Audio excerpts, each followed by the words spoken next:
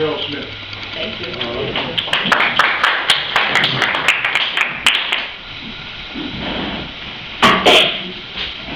Well, I got invited out here because of the San Francisco Labor Fest.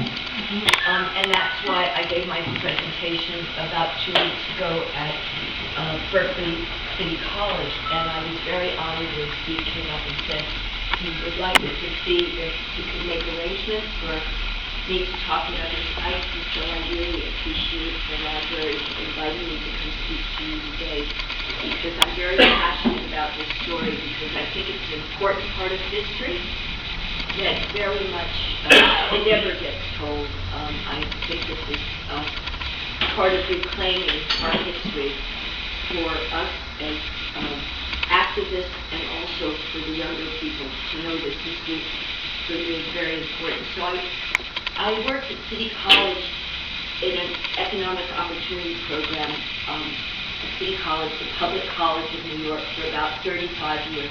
And I was always organizing political events on campus. And I never, ever had any problems. But after the tragic events of September 11th, I was guided to organize a teaching.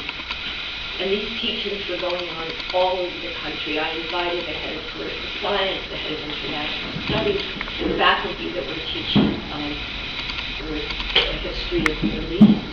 I did know that there was a member of the journalism staff of the New York Post in the audience.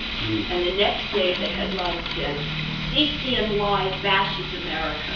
And by quoting everybody out of context, it made it sound as though somehow we were sympathetic to the terrorists. It was a complete act of journalistic manipulation. So that day I got my first death threat, and everybody that spoke got continual death threats. But the worst thing, I mean even more frightening, was that two members of the Board of Higher Education wanted a resolution to be passed by the Board of Higher Education saying that we had committed treasonous act, seditious act, un-American and seditious act.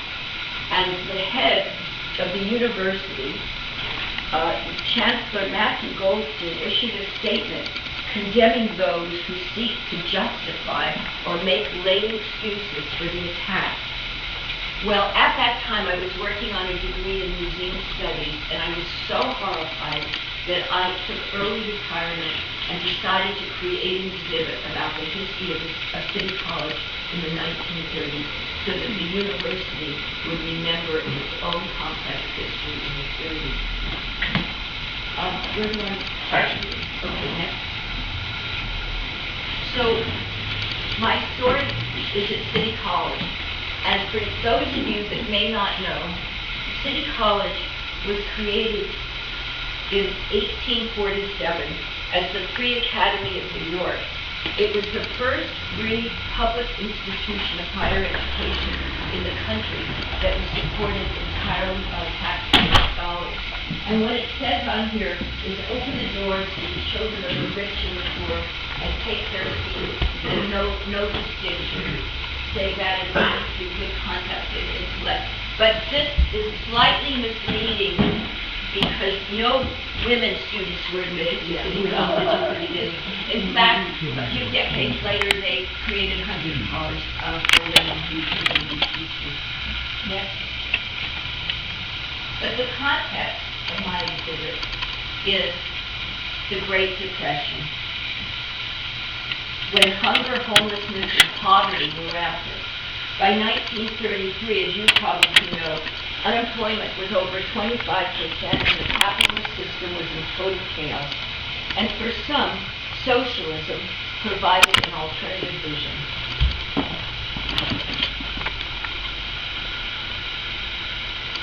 During this period, there were massive union organizing campaigns, and often the Communist Party, and sometimes the Socialist Party, played a leading role.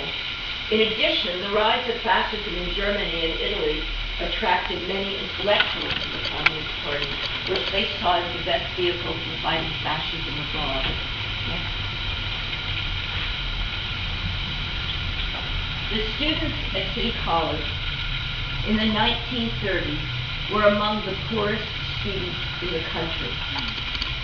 They were first-generation college students, primarily from working-class Jewish immigrant neighborhoods, where there was a vibrant tradition of socialist ideas and trade union activism. Next. At the same time, the president of City College, Frederick Robinson, has been described as the most reactionary and repressive college president in the country at that time. His pride and joy was the large unit of the Reserve Officers Training Corps on campus, known as ROTC. It was a 2-year military training program on campus. It was no longer mandatory because the students that fought in the 20s had gotten it not to be required, but it still was an option for many students. They got college credit. It was an actual department of military training. Next.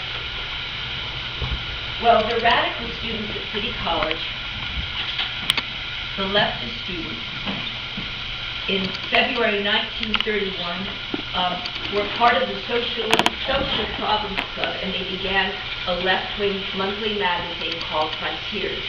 And their editor was Harry Magdoff, who you may know went on to become the co-founder and co-editor of Monthly Review after the war. In its first issue, it attacked the legitimacy of military training on campus. 11 students were suspended, including Harry Magdoff, but they were later reinstated. However, Magdoff was transferred to another college. What publication are you referring to? I'm sorry, I'm talking about Frontiers. Oh, okay, thank you. Okay. Okay, my fault. Yes, no, I'm sorry. I'm talking about Frontiers. It was published on campus. It got suspended. But the students really fought very hard, and they were able to have it reinstituted on campus. But those students that fought to maintain Frontiers on campus got together with other students in New York City, at Columbia and NYU. They got together, and they formed, out of this sort of surge of activism at City College, they formed a national student organization. Next. And they formed in 1931 the National Student League. And the National Student League was sort of the main impetus for a lot of activities on campus at City College from 1931 to 1935.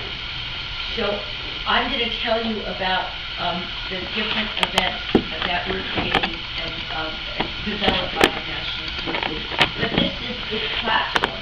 It was for lower tuition fees, a free college in every city, for academic freedom for all students and instructors, for the abolition of compulsory ROTC against fascism, for the abolition of the star system of athletics, which we know still continues, about giving all kinds of enormous privileges to student athletes, for full social and political equality for Negroes and other racial minorities, and for unemployment insurance.